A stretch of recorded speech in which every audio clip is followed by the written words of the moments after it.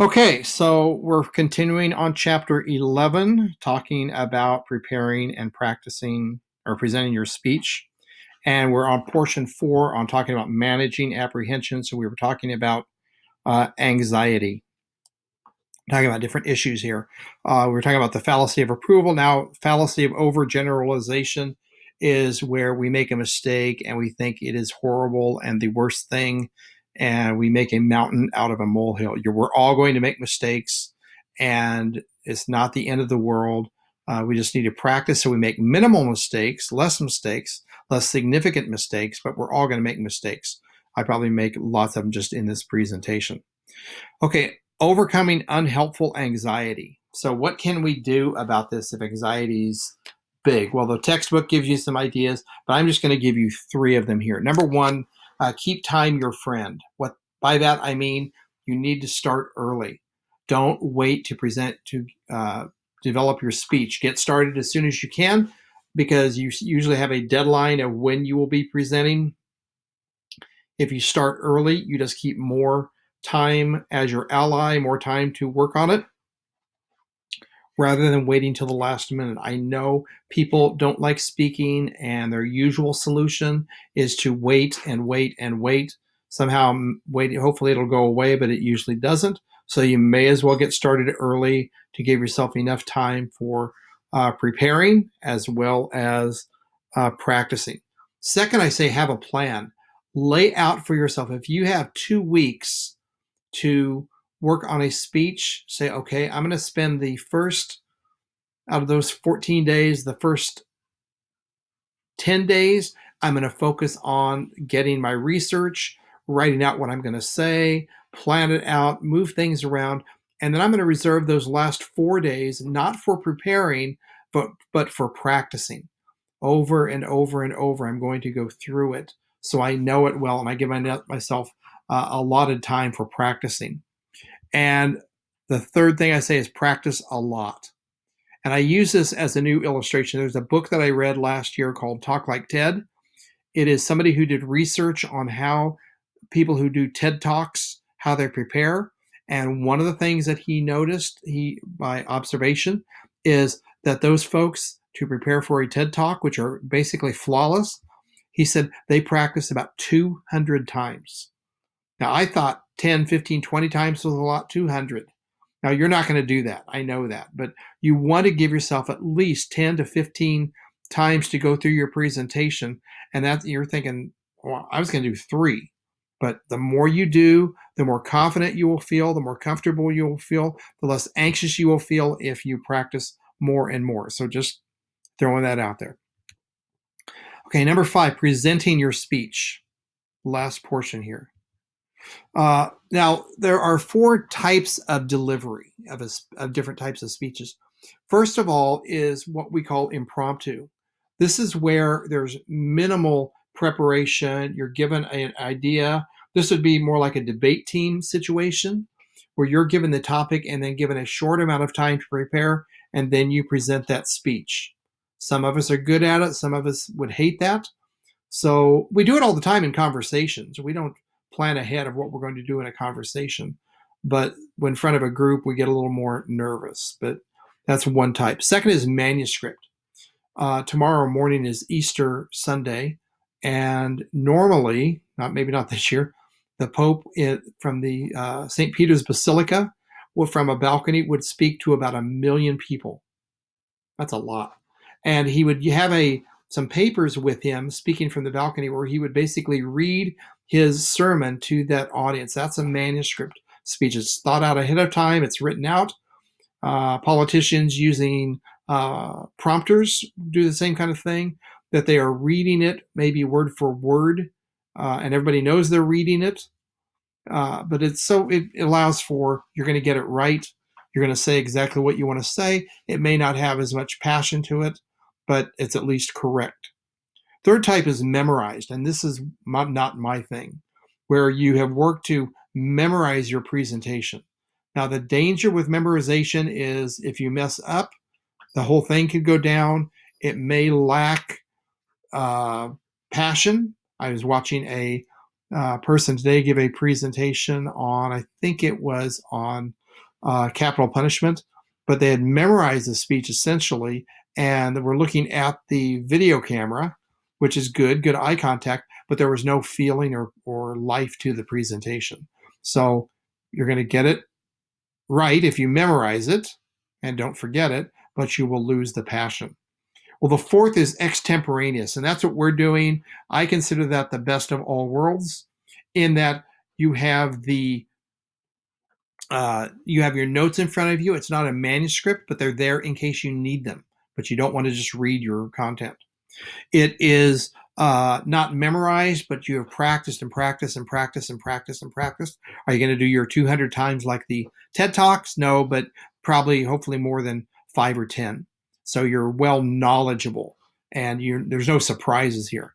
It has the freedom to throw in impromptu. If you think of a experience or an idea or a illustration or example, you can throw that in there as you please. So you got the freedom of having your impromptu. And so like I said, it's the best of all worlds, extemporaneous.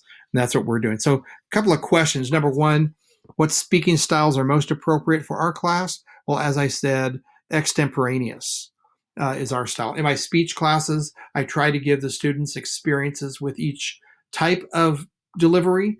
We do an impromptu exercise, a manuscript exercise. I have not come up with a good memorized uh, exercise, and then we do informative and persuasive speeches doing extemporaneous. So what about other situations? Well, we've just talked about those, that different situations call for different presentations. I'm an extemporaneous guy. I would like to think I can be impromptu, but I'm not sure about that.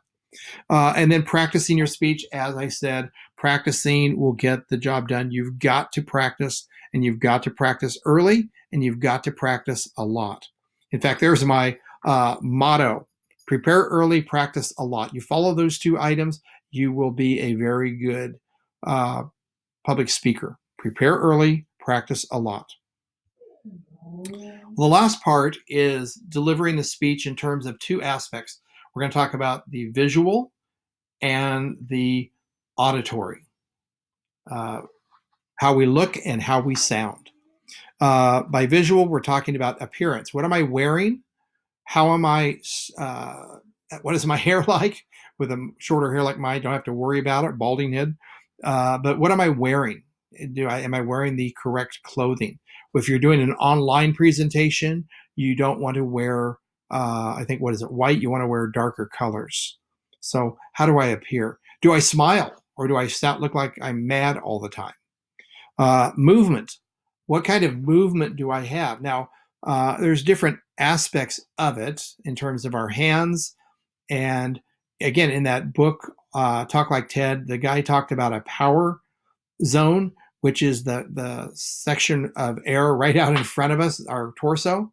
If we have our hands up in the air, people think we might be crazy. If we have them just at our sides, we're going to look too boring, maybe. If we put them in our pockets, they're going to be too casual. But use your hands, move your hands, but out in front of your chest area would be normal. That's how we speak, with some expression. A posture, standing up straight. I don't notice posture that often, but when I do notice it, it is because somebody is ramrod straight in their posture. I don't necessarily know everybody has bad posture, but you can really spot good posture when you see it. Facial expressions. Are you moving your eyes? Are you smiling? Is there some movement in your face, or is it just stone cold sober, straight ahead looking? And then eye contact. We want to look at our audience. When we're doing online presentations with the little mini cam, and I don't like that little mini cam because I'm really not paying attention to it, uh, we want to be moving our eyes, looking at our audience, not staring up in the air, not looking down at our notes, not looking at just one person through the whole thing, but moving around to the breadth of the audience, so that we've done. And you're only going to do that if you practice and are confident and are comfortable. And then the last aspect is auditory. Different aspects to consider all of these. Number one, volume. How loud or quietly we speak. And depending on the circumstances, one may be more appropriate than the other. But if you have to choose, I would say speak louder. Very few people speak too loud. My wife says that I speak too loud quite often, but I don't know. Rate how fast or slow we speak. And again, most often people speak too fast. We need to slow down, but we speak fast because often we are not prepared, we are not ready, and so the speed gets away from us. Some people say they speak fast in order to get through the speech quicker. Well, I guess that's one approach.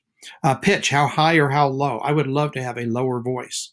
According to studies and research, Americans like lower pitched voices. And I wish I had that, but I don't. Articulation, how clear and distinct we pronounce our words. I need better articulation. I tend to speak faster, so articulation sometimes goes out the window. A related issue is pronunciation. Pronunciation is saying words correctly. Articulation is saying them clearly. There's a difference. Deletion, where we leave off parts of a word. One of my friends growing up when I was in high school, he lived next door, and he would always say the word didn't. He meant it didn't, but he would say didn't. Substitution, where we replace, I have preplaced there, replace part of a word with an incorrect sound. The textbook gives some examples of where a word ends with a th sound, a th, and we just pronounce just the t of it. We replace that. Substitution, we just said that. Addition, where we add extra parts to words. And the textbook, I'm again looking at the textbook, where we will, what examples do they give for addition? Where we say the words which we're all good at. I'm good at that. Where we will also add sounds to words. And instead of and, we'll say and a one and a two. And then last is slurring our words, where we're just not as clear. We're overlapping words together. My personal experience with this is a friend of mine, when he would hear me preach, he would say to me that I said the word buzz. And I'm thinking, buzz? What? I don't say buzz. But then I finally figured out what I was doing is saying my words too quickly, and I was changing the word because into buzz. And I guess if I have to choose, what would that be? That'd be a deletion. So we always have to be a little more careful with our wording. So think through these things. Which aspects are a challenge for you? And quite often, slowing down will help take care of a lot of these problems. Practicing a lot, practice slowing down and speaking slowly will help you get through this. Okay, so that's it on those slides and that presentation. Sorry about that. The one thing I want to mention is what I just sent out a long announcement in Canvas talking about the 2 upcoming speeches. So you're going to be giving a speech for your group presentation. You're going to be giving a speech for your the informative speech as just a separate exercise. And I have all the I try to work out the details there to make the difference and how we're going to do those. So please read those instructions. I will probably post maybe a video talking about in detail, but read those instructions and I will get back to you soon on that. Okay, so that should do it for this chapter, and I'm going to be recording the next chapter pretty quick.